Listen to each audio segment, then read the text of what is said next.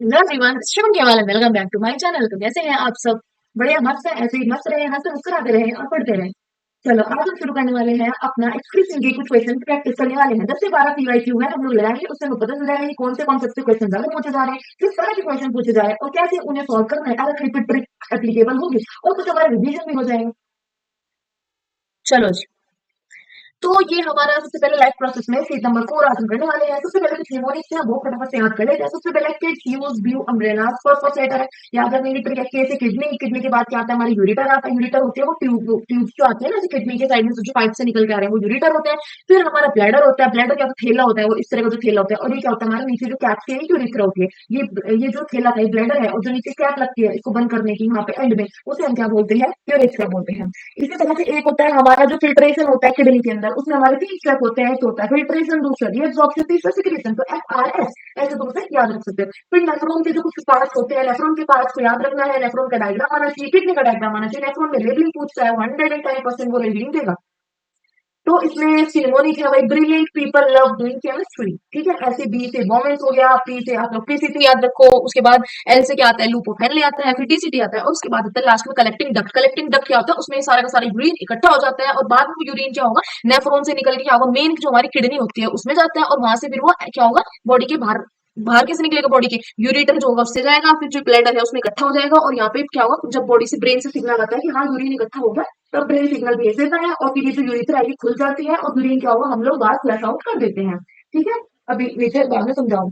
मतलब हमने पढ़ा था कि जो हमारी किडनी है, किडनी के क्या होता है भैया, बहुत सारे बच्चे होते हैं जिनका हमने क्या नाम बोला था जी, उनका बच्चों का नाम क्या होता है, नेफ्रॉन होता है। नेफ्रॉन के अंदर सारा का सारा फिल्ट्रेशन होता है। जब नेफ्रॉन के अंदर सारा फिल्ट्रेशन हो जाता है, तो जितना भी यूरिन बनता है वो सारा का सारा यूरिन क्या होता है, किडनी के अंदर, इस किडनी के अंदर, यहाँ पे किडनी के अंदर बहुत सारे नेफ्रॉन होते हैं छोटे छोटे। तो नेफ्रॉन के अंदर क्या होगा, सारा फिल्ट्रेशन हो जाएगा। लास्ट में जो यूरिन बचता है, बहुत सारे नेफ्रॉन है, हमने कितने बताए थे, 2 मिलियन नेफ्रॉन होते हैं। ये जितने भी नेफ्रॉन होंगे इन सब के अंदर कुछ ना कुछ यूरिन बना होगा। वो सारा का सारा यूरिन यहाँ किडनी में आके बाद में इकट्ठा हो जाएगा। यहाँ से फिर वो ऐसे जाता है, और ये जो नीचे हमारा ब्लैडर है, इस ब्लड के अंदर वो इकट्ठा हो जाएगा। इस किडनी से भी आएगा, इस किडनी से भी आएगा, क्योंकि 2 मिलियन नेफ्रॉन है, और 2 मिलियन नेफ्रॉन काम करते हैं फिल्ट्रेशन के लिए। सारा का सारा यूरिन 2 मिलियन, 1 मिलियन इसमें है, 1 मिलियन इसमें है, यूरिन बनाएंगे, इनके अंदर यूरिन बनता है, फिर वो ऐसे बाहर निकलेगा, इस किडनी के अंदर यहाँ पहुंचेगा यूरिन। यहाँ पहुंचने के बाद वो इस पाइप से क्या होगा, इसके अंदर इकट्ठा हो जाएगा, फिर ब्रेन सिग्नल भेजेगा। जैसे ब्रेन सिग्नल भेजता है, यूरिथ्रा खुल जाता है, और खुलने के बाद हम क्या करेंगे, बॉडी से बाहर फ्लश आउट कर देंगे। तो यहाँ हमारा जो पहला क्वेश्चन है वो है, urine produced in the kidney is transported to the urinary bladder through. अभी अभी पढ़ा भैया, जो यूरिन है कैसे ट्रांसपोर्ट हो रहा है यूरिनरी ब्लैडर तक। यूरिन किडनी से यूरिनरी ब्लैडर तक कैसे आ रहा है, इस ट्यूब से आ रहा है, इस पाइप से आ रहा है। इस पाइप का नाम क्या होता है, यूरेटर होता है। तो ये 2022 का पूछा क्वेश्चन है, तो इसका आंसर है भैया यूरेटर। सिंपल, जिसको डायग्राम याद है वो इस तरह के क्वेश्चन इजिली क्रैक कर लेगा। तो बस डायग्राम याद होनी चाहिए, चाहे वो इसका हो चाहे वो नेफ्रॉन का पूछे। दूसरा क्वेश्चन होता है जी, the process of removing metabolic waste. Metabolic मतलब, मेटाबॉलिक का मतलब होता है बॉडी के अंदर जितनी भी रिएक्शन हुई है, कैसी भी रिएक्शन हो, चाहे वो लिवर के अंदर हुई हो, किडनी के अंदर हुई हो, चाहे वो तुम्हारे हार्ट के अंदर हुई हो, स्टमक के अंदर हुई हो, जहां पे कितनी भी रिएक्शन जो होती है, उन रिएक्शंस को मेटाबॉलिक रिएक्शंस बोलते हैं। और उन रिएक्शन से जो गंदा वेस्ट बनता है उसे हम क्या बोलते हैं, मेटाबॉलिक वेस्ट बोलते हैं। तो बॉडी से मेटाबॉलिक वेस्ट बाहर निकालने को क्या बोलते हैं, रेस्पिरेशन, एक्सक्रीशन, डाइजेशन या सर्कुलेशन। भैया इसका आंसर है हमारा एक्सक्रीशन। एक्सक्रीशन कैसे आंसर, रेस्पिरेशन का तो सिंपल मतलब होता है ऑक्सीजन की प्रेजेंस में ग्लूकोज को छोटे छोटे हिस्सों में तोड़ना, ताकि हमारी बॉडी को एनर्जी मिल सके, वो काम होता है रेस्पिरेशन का। डाइजेशन का क्या काम होता है, खाने का ब्रेक डाउन करना, खाने को छोटे छोटे पार्ट्स में तोड़ना, और बॉडी में जहां जिस चीज की जितनी जरूरत है उसे वहां पहुंचा देना। फिर होता है भैया सर्कुलेशन। सर्कुलेशन का मतलब होता है ब्लड, जिसे हमने अपना ह्यूमन हार्ट पढ़ा था। ट्रांसपोर्टेशन, वो इसका मतलब होता है कि बॉडी के अंदर ब्लड जो है कैसे हार्ट से बॉडी पार्ट तक जा रहा है, बॉडी पार्ट से वापस हार्ट तक आ रहा है, ऑक्सीजनेट डीऑक्सीजनेट, वो पूरा जो फंडा है उसको हम लेते हैं सर्कुलेशन के अंदर। तो 3 ऑप्शन तो वैसे ही एलिमिनेट हो गए हमारे, बचा क्या, एक बचा, तो वही ऑब्वियसली बात हमारा आंसर होगा। फिर हमारा क्वेश्चन नंबर 3, जो कि असर्शन रीजनिंग वाला क्वेश्चन है हमारा। ये 2023 में पूछा हुआ क्वेश्चन है। असर्शन क्या है, glomerular filtration occur without expenditure of energy. मतलब ग्लोमेरुलर फिल्टरेशन का साधारण सा मतलब है, ग्लोमेरुलर का मतलब होता है ग्लोमेरुलस, जो कि हमारा नेफ्रॉन का एक पार्ट है। ठीक है, जो ऐसे जालीदार स्ट्रक्चर था ये, और उसके नीचे कप बना हुआ था ऐसा, ये जो था, ये जो जालीदार स्ट्रक्चर है इसे हम ग्लोमेरुलस बोलते हैं। ग्लोमेरुलर फिल्ट्रेशन मतलब ग्लोमेरुलस के अंदर जब हमने ब्लड को डाला ताकि वो फिल्टर हो सके, उस प्रोसेस को बोलते हैं ग्लोमेरुलर फिल्टरेशन।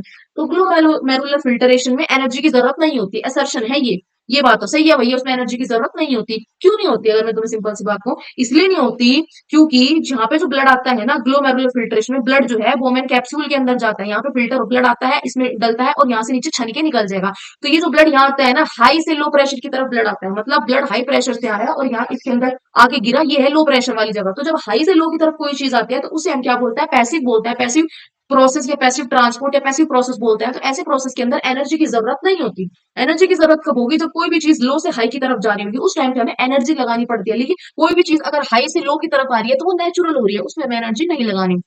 जैसे वाटरफॉल हो गया, वाटरफॉल ऊपर से नीचे की तरफ आता है, उसमें कोई एनर्जी नहीं लगती क्योंकि ऊपर पानी का प्रेशर क्या है, ज्यादा है, तो वो नीचे की तरफ आ रहा है, नीचे क्या है, पानी का प्रेशर कम है, पानी कम है, तो ऊपर से नीचे की तरफ वो नेचुरली पड़ती है, जैसे बारिश ऊपर से नीचे की तरफ पड़ रही है। तो क्या है, क्योंकि वो हाई से लो की तरफ जा रही है, तो हाई से लो की तरफ कोई चीज जाती है उसमें हमें एनर्जी देनी नहीं पड़ती। इसी तरह से ये होता है ग्लोमेरुलर, जब ग्लोमेरुलस के अंदर ब्लड हमारा फिल्टर हो रहा होता है तो हाई प्रेशर से लो प्रेशर की तरफ ब्लड जा रहा होता है, ठीक है, तो वहां पे एनर्जी नहीं लगती, इसलिए वाला सही है। इसका रीजन है it occurs due to pressure difference between glomerular and Bowman's capsule. हाँ जी सही बात है, बोमेन कैप्सूल के अंदर जो ब्लड है उसका प्रेशर हाई है, सॉरी इसके ग्लोमेरुलर के अंदर जो ब्लड आएगा उसका प्रेशर हाई है, नीचे हमारा बोमेन कैप्सूल है, इसके अंदर जो ब्लड है उसका प्रेशर लो है, तो हाई से लो की तरफ कोई चीज जाती है जिसमें एनर्जी देनी नहीं पड़ती। तो both are correct and assertion reason is the correct explanation of assertion. ठीक है, ये देखो भैया, क्योंकि ग्लोमेरुलर फिल्ट्रेशन एक पैसिव प्रोसेस होता है, क्योंकि जो हमारा ग्लोमेरुलस होता है उसके अंदर ब्लड प्रेशर होता है हाई और बोमेन्स कैप्सूल के अंदर ब्लड प्रेशर होता है जी लो, तो हाई से लो की तरफ ब्लड मूव करता है, तो एनर्जी की जरूरत नहीं पड़ती। क्वेश्चन नंबर 4 भी हमारा असर्शन है, असर्शन रीजनिंग का है। इसमें पूछा है selective reason is important during urine formation. हाँ जी जरूरी होता है, पहला हमारा स्टेप था एफ आर एस, हमने निमोनिक याद किया था, एफ मतलब फिल्ट्रेशन, आर मतलब रीअब्जॉर्प्शन, एस मतलब सेक्रीशन। तो उसने कहा कि जो आर है, ये जो रीअब्जॉर्प्शन है, selective reabsorption is important during urine formation. हाँ भाई जरूरी होता है, ठीक है, जरूरी क्यों होता है, क्योंकि अगर सेलेक्टिव रीअब्जॉर्प्शन, अगर यूरिन के अंदर जो हम यूरिन बना रहे हैं उसके अंदर से अगर हम अच्छी अच्छी चीजें एब्जॉर्ब नहीं करेंगे तो जितना भी ग्लूकोज होगा वो बॉडी से बाहर निकल जाएगा, जो पानी होगा सारा का सारा बॉडी से बाहर निकल जाएगा, इंपॉर्टेंट आयन होंगे वो सब बाहर निकल जाएंगे, तो जो किडनी है वो खराब हो जाएगी, किडनी जो है प्रॉपर काम नहीं करेगी, बॉडी को जिस चीज की जरूरत है वो उसे नहीं मिल रही, तो सब सिस्टम जो है गड़बड़ा जाएगा, हार्ट अफेक्ट होगा इससे, क्योंकि हार्ट और किडनी कनेक्टेड होते हैं, तो इसलिए सिलेक्टिव रीअब्जॉर्प्शन बहुत इंपॉर्टेंट होती है, ठीक है। दूसरा क्या है, इसका रीजन क्या है, useful substance like glucose amino acids and water are reabsorbed into blood. हाँ भाई ये रीअब्सॉर्ब कर रहे होंगे ब्लड में, क्यों जरूरत है इनकी, रीअब्सॉर्ब क्यों कराना है, क्योंकि इनके बॉडी के अंदर और ज्यादा काम होता है। ग्लूकोज हमें एनर्जी प्रोवाइड कराता है, अमीनो एसिड क्या होगा, बॉडी में प्रोटीन बनाता है, प्रोटीन वगैरह जहां जहाँ पे प्रोटीन की जैसे बहुत सारे प्रोसेस होता है, डीएनए को बनाने का जो प्रोसेस होता है, डीएनए या जो और भी प्रोटीन बॉडी के अंदर बनता है उसमें अमीनो एसिड की जरूरत होती है, तो अगर बॉडी से अमीनो एसिड निकल गया तो प्रोटीन कैसे बनेंगे, प्रोटीन नहीं बनेंगे, ठीक है। ग्लूकोज की बॉडी को एनर्जी के लिए ग्लूकोज की जरूरत होती है, अगर ग्लूकोज निकाल देंगे तो बॉडी एनर्जी कहां से लेगी, वाटर अगर बॉडी से सारा नहीं होगा, बॉडी में हो जाएगी डिहाइड्रेशन, सेल्स मरना शुरू कर देंगे, ठीक है। तो इसलिए दोनों सही है और करेक्ट एक्सप्लेनेशन भी है। फिर फिफ्थ क्वेश्चन है हमारा, ह्यूमंस आर यूरियोटेलिक एनिमल्स। हाँ जी सही बात है, अभी बताते हैं कैसे। दूसरा है humans excrete nitrogenous waste in the form of urea, ये भी सही है, 2026 का आया हुआ क्वेश्चन है, बहुत इजी क्वेश्चन है। देखो हमने शायद अगर मैंने बताया हो, बट दोबारा सुनो, चलो अगर नहीं भी बताया हो तो सुनने पर। तीन कैटेगरी होते हैं, तीन तरह के प्राणी होते हैं जो हमारे पास, एक तो होता है अमीनोटेलिक, एक होता है यूरियोटेलिक, एक होता है यूरिकोटेलिक, ठीक है। अमीनोटेलिक कौन से होते हैं, अमोनोटेलिक, अमोनोटेलिक वो प्राणी होती है, वो जानवर होते हैं, वो कैटेगरी होती है जो जो अपनी बॉडी से वेस्ट को निकालते हैं इन the form of ammonia, in the form of ammonia, वो होते हैं हमारे अमोनोटेलिक, ठीक है, अमीनोटेलिक। दूसरे होते हैं हमारे यूरियोटेलिक, जो अपनी बॉडी की गंदगी वेस्ट मतलब फीकल मैटर जो होता है उसे किस फॉर्म में निकालते हैं, यूरिया की फॉर्म में निकालते हैं, उन्हें हम बोलते हैं uricotelic, urico sorry ureotelic, ureotelic, urea की फॉर्म में यूरियो निकालते हैं। यूरिकोटेलिक होता है जो अपनी बॉडी का जो वेस्ट है, गंदगी है, उसे निकालते हैं इन the form of uric acid, uric acid की फॉर्म में वेस्ट निकालते हैं, उन्हें हम क्या बोलते हैं, यूरिकोटेलिक। अमोनोटेलिक एग्जांपल होता है रेप्टाइल्स, यूरियोटेलिक होते हैं हम इंसान, हम क्या करते हैं अपनी बॉडी की जो गंदगी है, फीकल मैटर होता है, उसे यूरिया की फॉर्म में निकालते हैं, ठीक है। उसके बाद हमारे यूरिकोटेलिक का क्या एग्जांपल है, यूरिक एसिड की फॉर्म में जो निकालते हैं वो होते हैं भैया बर्ड्स, वो कौन से होते हैं, वो होते हैं हमारे बर्ड्स, वो कौन होते हैं भैया, बर्ड्स होती है, ठीक है। चलो जी क्वेश्चन नंबर 6 है, क्वेश्चन नंबर 6 है, which of the following is reabsorb from the filtrate into blood. तो कौन सा चीज रीअब्सॉर्ब होती है, क्या यूरिया रीअब्सॉर्ब होता है, नहीं, क्यों नहीं होता, क्योंकि यूरिया ही तो हमारी बॉडी का वेस्ट है, क्योंकि हम कैसे ऑर्गेनिज्म है, हम है यूरियोटेलिक ऑर्गेनिज्म, हम अपनी बॉडी का वेस्ट यूरिक एसिड की फॉर्म में, यूरिया की फॉर्म में निकालते हैं, तो यूरिया तो रीअब्सॉर्ब कराना ही नहीं, वो तो बाहर निकालना है। थर्ड ऑप्शन है यूरिक एसिड होगी, नहीं भैया, यूरिक एसिड नहीं होता। यूरिक एसिड जिनकी बॉडी, जो ऑर्गेनिज्म अपनी बॉडी से बाहर गंदगी को यूरिक एसिड की फॉर्म में निकालते हैं, उन्हें क्या बोलते हैं? उन्हें बोलते हैं यूरिकोटैनिक, और उसका एग्जांपल होती है बर्ड्स। फिर भाई डी होती है कार्बन डाइऑक्साइड। कार्बन डाइऑक्साइड की भी वेस्ट है, तो ये कैसे रिएब्सॉर्ब होगा? जो जो वेस्ट है वो सब तो बॉडी के बाहर निकलेगा ही। तो बचा क्या ऑप्शन? ग्लूकोज एंड वाटर बचा जी। तो तीन चीजें हमारी बॉडी क्या होगी ज्यादातर रिएब्सॉर्ब करती है, तो ग्लूकोज होता है, एक वाटर होता है, और एक क्या होता है हमारा अमीनो एसिड होता है। ये तीन चीजें होती हैं। ठीक है, अब हमने क्या पढ़ा था? हमने पढ़ा था भैया कि लिवर के अंदर, हमारी बॉडी के अंदर क्या अमोनिया होता है, लेकिन हमारी बॉडी अमोनिया को बॉडी से बाहर एज अ वेस्ट नहीं निकालती। अगर हम अमोनिया निकाल रहे होते तो हम कौन सी कैटेगरी में आते? अमोनोटैलिक के अंदर हम आते, लेकिन हम अमोनोटैलिक के अंदर नहीं आते। हमारी जो लिवर है, लीवर क्या बोलता है कि भैया अमोनिया बड़ा खतरनाक चीज है, बहुत जहरीली चीज होती है, बहुत टॉक्सिक होता है। तो अमोनिया क्या करता है? मैं एक काम करता हूँ, मैं इसे यूरिया में कन्वर्ट कर देता हूँ। यूरिया इतना जहरीला नहीं होता, और जैसे ही हमारा लीवर क्या करता है, अमोनिया को यूरिया में कन्वर्ट कर देगा, वो यूरिया एकदम से किडनी के पास जाता है और बाद में हमारी बॉडी के बाहर निकल जाता है। पहला कारण। दूसरा कारण, अमोनिया को बॉडी से बाहर निकालने के लिए बहुत सारे पानी की जरूरत पड़ेगी, और इतना पानी हमारा शरीर अफोर्ड नहीं कर सकता। ये बहुत महंगा हो जाएगा हमारी बॉडी के लिए, क्योंकि हमारी बॉडी के अंदर इतने सारे सेल्स हैं, हर सेल को पानी चाहिए, तो हम इतना पानी अकेले अमोनिया को नहीं दे सकते। तो इसलिए क्या किया जाता है? अमोनिया को यूरिया में कन्वर्ट करने का दूसरा रीजन है पानी, क्योंकि अमोनिया को अगर बॉडी से बाहर निकालना है उसके लिए पानी ज्यादा देना पड़ेगा। यूरिया को पानी कम देंगे तो भी चल जाएगा। ठीक है, यूरिया को इतना पानी नहीं लगता। और दूसरा रीजन क्या था हमारा? टॉक्सिसिटी। अमोनिया ज्यादा टॉक्सिक होता है, ये कम टॉक्सिक होता है। अमोनिया को पानी ज्यादा चाहिए, यूरिया को पानी कम चाहिए। Question number 7, approximately how much urine is produced by a healthy adult per day? एक दिन में हेल्दी एडल्ट कितना यूरिन प्रोड्यूस कर देता है पर डे? तो इसमें हमारा आंसर आता है 1 से 2 लीटर। ये 2025 का पूछा हुआ क्वेश्चन है। 1 से 2 लीटर कैसे होता है? हमने पढ़ा था कि जब रीअब्जॉर्प्शन होता है, सेलेक्टिव रीअब्जॉर्प्शन जो हमारा सेकंड स्टेप होता है, सेलेक्टिव रीअब्जॉर्प्शन के अंदर क्या होगा? 180 लीटर यूरिन जो है, 180 लीटर फिल्ट्रेट बनता है। 180 लीटर ब्लड होता है हमारा, जो फिल्टर होता है 180 लीटर, वो होता है हमारा फ्लूइड, समझे? उस 180 लीटर में से 178 से 179 जो है वो, उसमें क्या क्या होता है? पानी होता है, ग्लूकोज होता है, अमीनो एसिड होता है, ये सब कुछ होता है। तो ये सारा का सारा रिएब्सॉर्ब हो जाता है। ठीक है, तो बचता है सिर्फ 1 से 2 लीटर जो वेस्ट होता है, जो बॉडी में रिएब्सॉर्ब नहीं हो पाता, और वो 1 से 2 लीटर ही जो हेल्दी ह्यूमन होगा उसके बॉडी से बाहर निकल जाता है। किसी को अगर बीमारी है तो कम ज्यादा थोड़ा बहुत हो सकता है, कुछ भी किडनी में दिक्कत है, कुछ भी चीज है, तो 1-2 लीटर आगे पीछे हो सकता है। वरना हेल्दी एडल्ट की हम बात करें, एडल्ट की हम बात कर रहे हैं, बच्चे की बात नहीं कर रहे, एडल्ट। तो 180 लीटर जो है ब्लड क्षमता है, उसमें से 178 से 179 बॉडी में वापस चला जाता है। सिर्फ 1 से 2 लीटर गंदा वेस्ट जो होता है वो बनता है और बॉडी के बाहर निकल जाता है इन द फॉर्म ऑफ यूरिन। ठीक है, फिर देखो क्वेश्चन नंबर 8 है हमारा, which part of nephron is responsible for ultra filtration? कौन सा होता है अल्ट्रा फिल्ट्रेशन? बड़ी खतरनाक सॉलिड पावरफुल फिल्ट्रेशन के लिए रिस्पॉन्सिबल होता है बोमेन्स कैप्सूल एंड ग्लोमेरुलस। अब ये चीज हमें कैसे पता चली? इसके लिए हम यूज करेंगे एलिमिनेशन मेथड। ये तीन ऑप्शन चेक करते हैं। यूरेटर, क्या यूरेटर फिल्ट्रेशन कराता? नहीं। यूरेटर का क्या काम होता है? सिंपल, किडनी के अंदर जो ब्लड इकट्ठा हुआ, ये इस पाइप को ही तो यूरेटर बोलते हैं। तो ये क्या करता है? जो इस बस उसको, जो हमारा वेस्ट इकट्ठा हुआ यूरिन बनता है, उसे क्या करता है? इस ब्लड थैले के अंदर लाके डाल देता है। यूरिथ्रा क्या होता है? यूरिथ्रा तो भैया ये होता है, ये होल नीचे का, ये जो ओपनिंग होती है जिसमें को यूरिन बॉडी के बाहर निकलता है। तो ये भी फिल्ट्रेशन नहीं करा रहा, ये भी नहीं करा। कलेक्टिंग डक्ट का क्या काम होता है? इसका तो काम होता है, ये ऐसी डक्ट होते हैं, इसका काम होता है जितना भी वेस्ट है उसे इकट्ठा करना। तो ये तो यहाँ पे वेस्ट इकट्ठा कर लेगी, तो फिल्टर थोड़ी ना कर रही है। तो बचा कौन सा? Option number 1। और ऑप्शन नंबर 1 और हमें पता भी है कि क्या होता है, ये बोमेन्स कैप्सूल होता है, ये इसके अंदर ये हमारा ग्लोमेरुलस होता है, ये बोमेन्स कैप्सूल होता है, यहीं पे फिल्ट्रेशन होता है। अल्ट्रा फिल्ट्रेशन क्यों बोलते हैं? क्योंकि यहाँ पे एक बहुत ही एडवांस लेवल की फिल्ट्रेशन होती है। क्योंकि जब ब्लड आता है ना, उस ब्लड के अंदर प्रोटीन भी होते हैं, रेड ब्लड सेल्स भी होते हैं, अमीनो एसिड्स भी होते हैं, और विटामिन, ये सब कुछ होते हैं। तो जो छलनी है हमारी, ग्लोमेरुलस है, वो ग्लोमेरुलस में जब वो ब्लड पड़ता है आगे, तो उसके अंदर जितने भी रेड ब्लड सेल्स और प्रोटीन है वो छलनी में ऊपर ही रह जाता है। बचे क्या? बचता है ग्लूकोज, अमीनो एसिड, ये सब, यूरिया, ये सब बचता है। ये छलनी में को नीचे चला जाता है, वाटर वगैरह। वो जो रेड ब्लड सेल्स है, ठीक है, और वो जो हमारे प्रोटीन है वो छलनी में ऊपर रह जाते हैं। ये जो छलनी है ना हमारी, इस छलनी में, एक मिनट थोड़ा बताओ, ये हमारी छलनी है, ठीक है, ये ऐसे। तो यहाँ पे जो है ना, ये यहाँ यहाँ पे ऊपर रह जाते हैं रेड ब्लड सेल्स और प्रोटीन्स, और ये जो नीचे है, नीचे वाटर और वो सब कुछ निकल जाता है, बाकी बचा हुआ अमीनो एसिड्स वगैरह। ठीक है, तो इसलिए इसे अल्ट्रा फिल्ट्रेशन हम बोलते हैं। In plant excess waste is removed mainly through, plant excess waste कैसे निकालते हैं? रेस्पिरेशन से? नहीं भैया, रेस्पिरेशन का क्या मतलब होता है? ग्लूकोज को ब्रेक डाउन करना। तो इससे तो ये ग्लूकोज तोड़ रहा है, इसमें क्या मतलब? फोटोसिंथेसिस से वेस्ट निकलता है। फोटोसिंथेसिस से तो खाना बनाते हैं, तो ये भी नहीं हो सकता है। थर्ड, जर्मिनेशन, जर्मिनेशन में तो उसका सीड उगती है, ठीक है, पौधा उगता है छोटा सा, उसमें उसमें भी नहीं होगा। तो बचा क्या? एक वजह, वे ट्रांसपीरेशन, इसी से वेस्ट निकलता है। ठीक है, फिर क्वेश्चन नंबर 10 होता है sweat glands also perform an excretory function. हाँ जी सही बात है, स्वेट ग्लैंड्स मतलब पसीना जिससे हमारा निकलता है, वो हमारी स्किन पे प्रेजेंट होता है हर जगह। उनसे जो पसीना है, वो पसीना क्या होता है, वो वेस्ट ही तो होता है, वो एक्सक्रीशन एक्सक्रीटरी प्रोडक्ट ही तो है, तो वेस्ट है वो पसीना। इसका रीजन होता है sweat contain water and small amount of salt. हाँ सही बात है, स्वेट के अंदर क्या होता है, पानी होता है, ठीक है, और small amount of salts present होते हैं। ये इसकी करेक्ट एक्सप्लेनेशन है।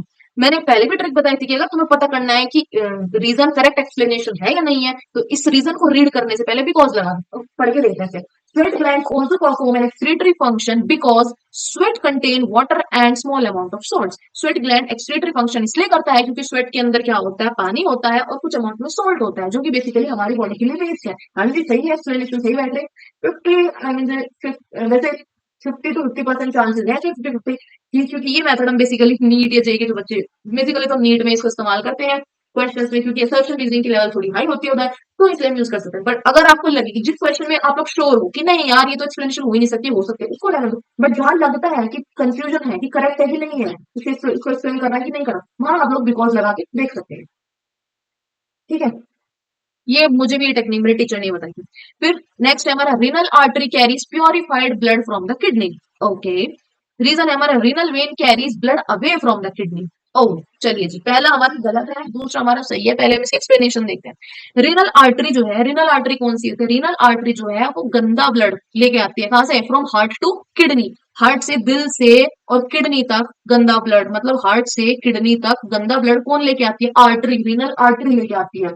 हार्ट से किडनी तक हमने बात पहले भी पढ़ी थी कि आर्टरी का काम होता है ब्लड को लेके जाना हार्ट से दूर, हार्ट से दूर। और अगर ब्लड हार्ट से किडनी तक आ रहा है, किडनी का काम होता है साफ करना ब्लड को, तो ऑब्वियस सी बात है हार्ट से किडनी तक का गंदा ब्लड, साफ ब्लड तो आएगा नहीं, गंदा ही ब्लड आएगा, क्योंकि किडनी का काम क्या है, सफाई करना। तो किडनी के पास में कुछ भी भेज दूं, वो उसको साफ करके देगी मुझे, तो मैं क्या भेजूंगी ना, ब्लड भेजूंगी ना। और मुझे पता है कि आर्टरी का काम होता है किसी भी चीज को, मतलब ब्लड को दूर लेके जाना, हार्ट से दूर भगाना ब्लड को। तो कोई भी चीज तो रेनल आर्टरी, ऑब्वियस सी बात है हार्ट से किडनी की तरफ अगर आएगी तो कैसा ब्लड लाएगी, गंदा लाएगी भाई, साफ थोड़ी ना लाएगी। अगर वो साफ ब्लड लाती तो किडनी के पास आती क्यों।